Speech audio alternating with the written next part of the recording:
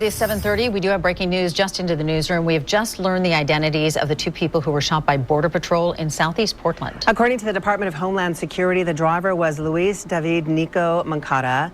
The woman with him was Yorlenis Betsabeth Zambrano Contreras. Fox 12's Mackenzie Richmond joins us now with more on this shooting. Mackenzie.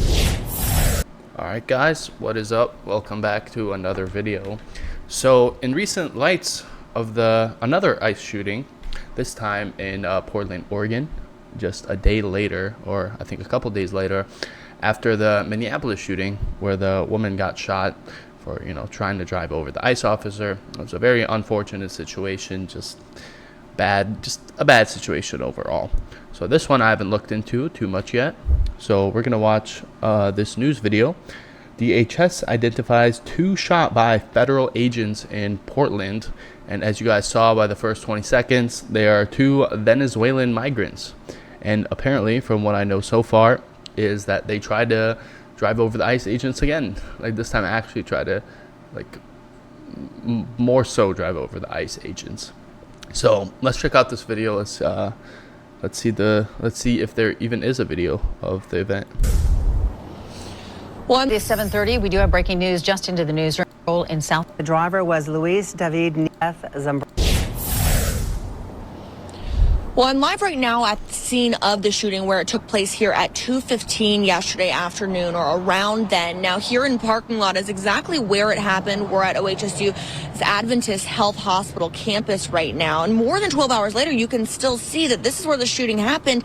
And there's an active scene here with 6 security guards on standby. You can see one of them there in front of the medical office's front door. Now, it was here at the scene yesterday that the Department of Homeland Security says Border Patrol agents were conducting a targeted vehicle stop of Luis David Nico Moncada, who they say is an illegal immigrant from Venezuela and is a suspected member of the Tren de Aragua gang. Now, DHS says when agents identified themselves, Moncada then, quote, weaponized his car and allegedly attempted to run over law enforcement officers. That's when an agent fired shots. Moncada then took off from the scene with a passenger in his car. She's been identified as Yorlenis Betsabeth Zambrano Contreras, now also an illegal immigrant from Venezuela and an alleged member of the Tren de Aragua gang. Portland police confirmed both of them were shot and were found several miles away outside an apartment complex with apparent gunshot wounds. They were both then taken to the hospital, and we don't know the extent of their injuries. But once this news broke, neighbors in the area gathered at the scene of the shooting, saying after months of protests and now a shooting, they want federal agents out of the area. We've had the protests downtown, but I don't know that you would think that it would come up to a building like this here in our neighborhood. That was Catherine Church. She was heading to a doctor's appointment here when she drove up to see dozens of officers blocking off the parking lot. She said it was startling to see, and she actually had to be escorted into her appointment. Now, at this point, there are still so many questions that are left unanswered. There is an active investigation underway by the FBI and also by the state of Oregon. Of course, once we learn more, we'll bring you those updates both on air and on our Fox 12 app. But for now, reporting live, I'm Mackenzie Richmond for Good Day Oregon. All right, Mackenzie, thank you. Investigators say the two people who were shot fled the scene and ended up at an apartment complex near Northeast 146th and East Burnside. And that is where Fox 12's Leah Kaminad joins us with the 911 call that came in shortly after that shooting. Leah. I was here at the Brea apartments where the two people who were shot fled to and called 911. At this time, we don't know if those two people lived in this apartment complex or maybe lived nearby, or if this was just a completely random place to stop. That initial 911 call, we do not have that, but we have the initial dispatch call of dispatch relaying the information from the initial 911 call to police responding to the scene. Take a listen. State at your discretion, police are en route. It looks like caller saying that he was shot twice by ICE and his wife was shot as well. Your top group is going to be Officer 1, Engine 7 with Medic 314 and Medic 321 with police en route. This will be a shooting at the Brea Apartments, 10 Northeast 146th Avenue. We have a male who was shot twice in the arm and his wife who was shot in the chest. Well, to clarify some things in that call, you hear the dispatcher reference the man's wife. We have not confirmed the relationship between these two people, Luis David Nico Moncada and Yorlenis Betsabeth Zambrano Contreras. You also hear the dispatcher reference gunshot wounds to the woman's chest and 2 gunshot wounds to the man's arm. Those details have not been confirmed either. We are waiting for more details regarding the conditions of the 2 people shot.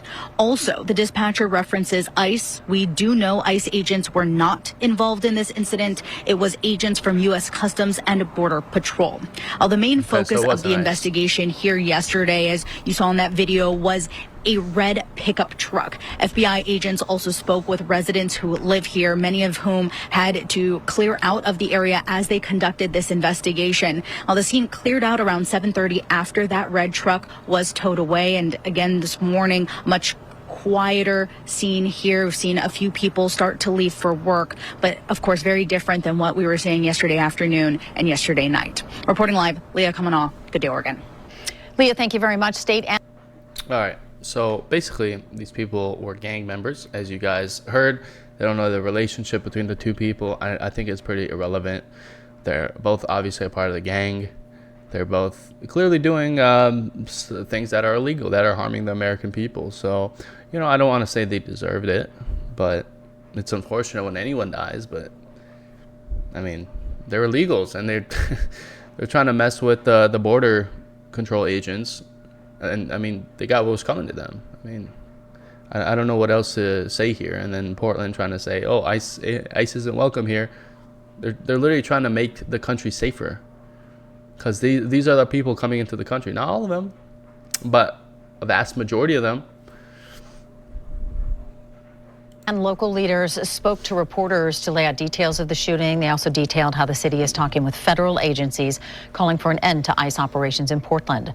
Fox News' Deborah Gill is joining us now in studio with a closer look at this. Good morning, Deb. Good morning. Portland's mayor, police chief, and Oregon's governor all joined with a large group of other local elected officials and community and faith leaders, all to express their thoughts about the shooting involving federal agents. Police Chief Bob Day told reporters he did have a call with FBI's assistant special agent in charge here in Portland. He said he did send Portland officers to the scene of the shooting and that they've been in regular communication with the FBI, which is the lead on this investigation. Now, we now know who the man and woman are, but Chief Day said he was not given any information about them from federal agents. Governor Tina Kotek said she hasn't spoken to any federal officials about this shooting as of yet. She and Portland Mayor Keith Wilson gave a strong rebuke of federal agents' presence in Portland. We know what the federal government says happened here. There was a time when we could take them at their word. That time is long past.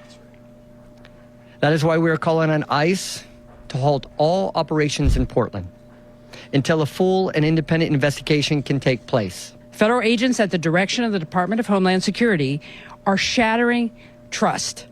They are hurting people, and they are destroying day by day what we hold dear. Our sense of safety and our literal safety are severely undermined by what happened this afternoon in Portland. State lawmakers at the press conference also said in the upcoming short legislative session, they will introduce legislation to try and limit ICE's presence in Oregon. Republican Senator Christine Drazen released a statement on the shooting. She said, quote, "I am disappointed but not surprised to see our state's politicians rush to judgment and treat dangerous criminals like victims. I want law enforcement to arrest transnational Tren de Aragua gang members and take them off our streets, end human trafficking, and make our communities safer." An investigation is underway. That investigation will determine whether today's use of force was warranted. The last thing we need in a moment like this is a bunch of grandstanding politicians exploiting the situation and inciting fear to advance their own political agendas. Portland City councilors also talked to a crowd that gathered last night outside City Hall, saying they were unified in condemning the shooting, but asking people to try and stay calm and peaceful as they demonstrate. Kim and Shauna, back to you. All right, Deb, thank you very much. Tensions flared in South Portland last night as hundreds of protesters gathered outside the ICE facility. The demonstrations came after the deadly shooting of a woman by ICE in Minneapolis on Wednesday. Protesters shouted and burned American flags, expressing anger at immigration enforcement. Portland police monitored the crowd, working to keep traffic flowing. Officers tell us 6 protesters were arrested. They say 5 were taken into custody at about 9 o'clock last night after refusing to leave the roadway. An additional arrest was made at 11:30 after further warnings. To date, Portland police report 79 arrests related to ICE protest activity since June. Stay with us as we continue. So it's absolutely insane. You know, it's absolutely insane. Obviously, we know the leftists are obviously mentally ill. You know, they see criminals, you know, getting shot.